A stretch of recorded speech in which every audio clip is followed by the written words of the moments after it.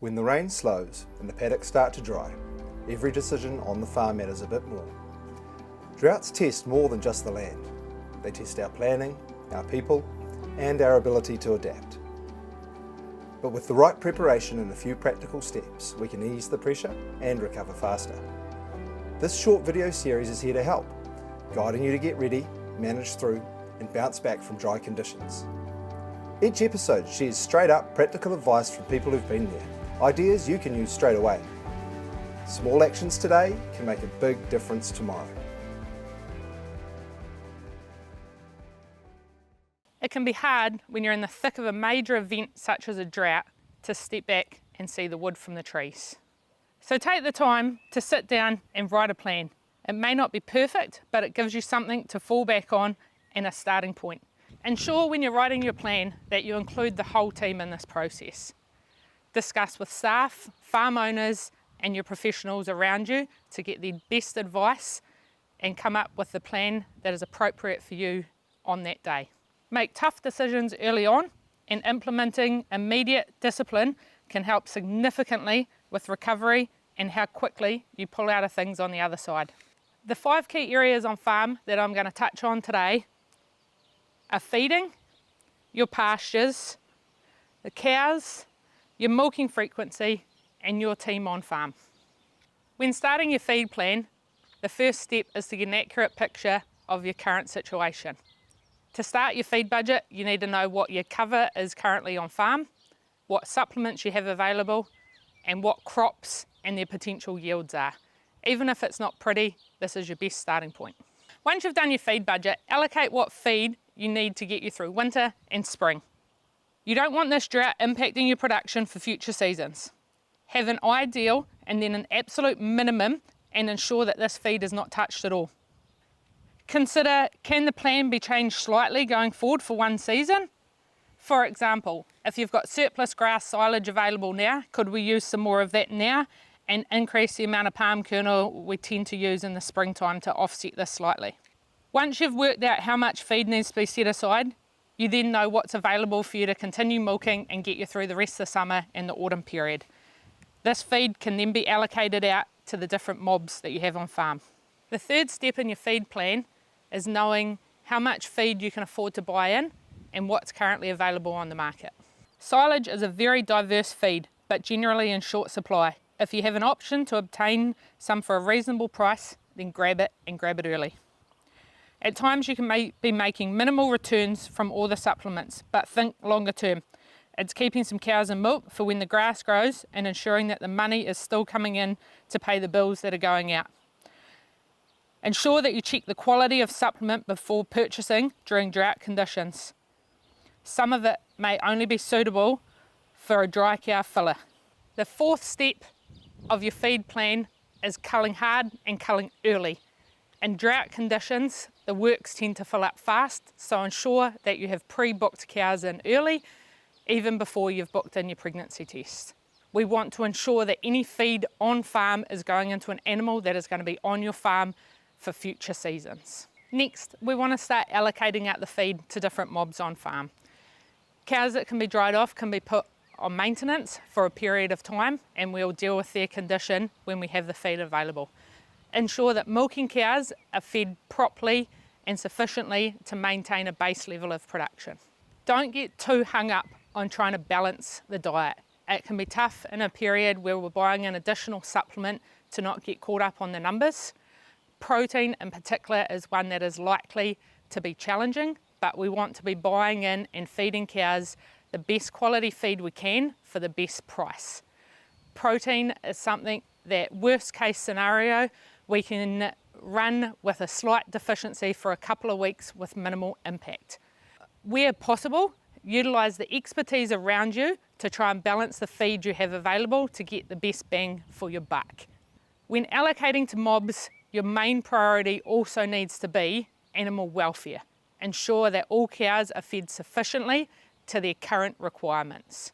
Young stock and monitoring them are something that during droughts we can often forget, especially if they're out grazing. But these are the future of your herd and animals that we need to ensure are continuing to grow.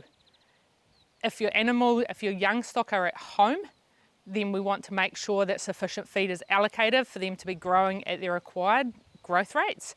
If they are at grazing, have the conversation with your grazier and ensure that you've sorted the plan of who's going to buy in supplement, how much supplement are we going to buy in, and what is the minimum standard we've got on growth for these animals. Do not forget about your young stock. And my final point on the feed plan is monitor and review. Things are changing quickly in drought conditions. What was a good plan last week can be no longer relevant this week. So make sure you keep coming back to that plan and reviewing it. The second area in your plan is your pastures. The first point is getting your round length out early and targeting to get as close to 40 days as you can. At the first sign of dry conditions, get this round length out. Utilise the supplement you've got on hand, along with culling cows early and potentially any crops you've got to get this round length out. Protect your pastures from damage at all costs. Overgrazing and damaging your pastures is going to slow the recovery and impact future growth.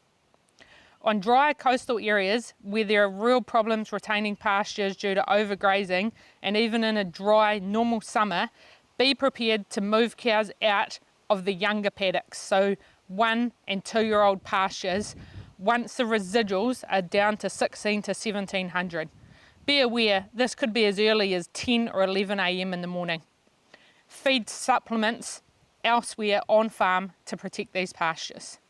Utilise a sacrifice paddock or a standoff or feed pad to protect your pastures.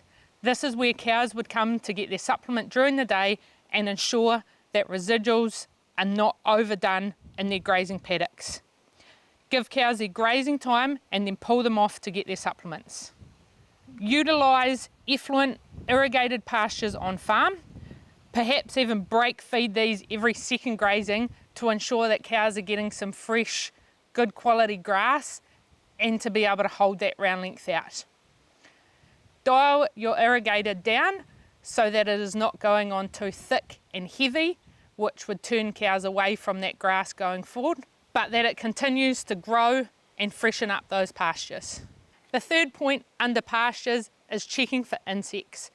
If you're not confident on what potential bugs are in your pastures and your soils, utilise the expertise of the reps around you. Pirina and grass grub especially thrive in dry summers and can wipe out pastures overnight. As we get later into summer and your crops have come off, getting new grasses sown early is a must. The comment through many droughts is sow in the dust is a must. Don't wait for the early rains. That seed will sit in the soil until we have decent rain and will then germinate. So as soon as your crop is off, get it in. Ensure on these new grass paddocks though that you monitor weeds and bugs carefully, and again, utilise your merchant reps to help you do this if required. The third section in our plan is cows. Within this, there are 3 key areas that we want to focus on. The first one is condition score. It can be hard when you're seeing stock daily to know if they're gaining or losing condition.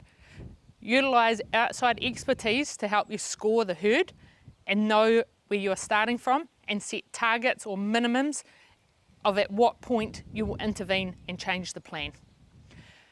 Protect our 2 and 3 year olds. These animals are the most vulnerable within the herd and will likely lose condition the earliest and the quickest. Ensure you have forward bookings for culls. I've already made this point in regards to our feed, but we want to make sure that early identified culls are gotten rid of and we have a plan in place for how often they will be leaving the property.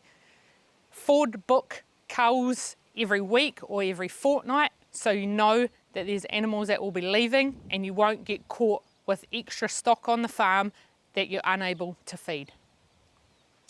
And the third point is monitor your animal health closely.